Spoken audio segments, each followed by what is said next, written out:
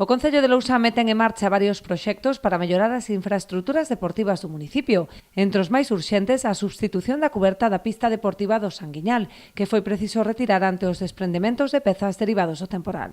Na cuberta do Sanguiñal, supoño que xa todo o mundo terá coñecemento que tuvemos que retirala no outono, xa a finais do outono, porque houve vento e xa estaba velliña e levantou moitas subertas. Para evitar accidentes se retirou a cuberta. E se fixo un proxecto que se presentou e está agora pendiente de adxudicar, pero xa temos todo o que é necesario para empezalo.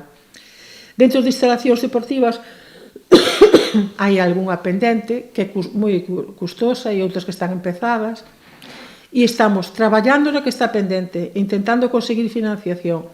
Están tamén en marcha as obras dos novos vestiarios do Polideportivo da Silva e o Concello busca financiamento para as melloras no céspede do campo de herba artificial de Cabanetán. Dende que sei que está co deterioro o céspede artificial, estamos traballando en conseguir financiación, xa mencionei antes. Sigo traballando, agora teño que unha entrevista no IGUS e tamén xa tiven en deportes.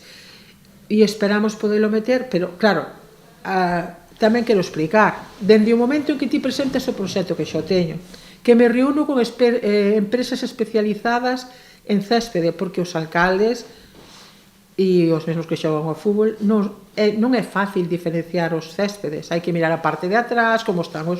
Bueno, tens que atender a un especialista que che diga, que che recomende cal é o mellor para o teu campo. Unha vez feito eso, encargas o proxecto. Cando encargas o proxecto, tens que empezar a movelo. Empezar a movelo porque hai outra maneira de facelo, que se poña dos cartos do Concello. De que cartos? Fondos.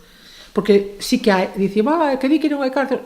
Hai os cartos que hai de cada presuposto, que expliquei dende o principio desta comparecencia, para que son manter servizos que todos queremos ter, manter edificios que todos queremos ter, en condicións, me refiro,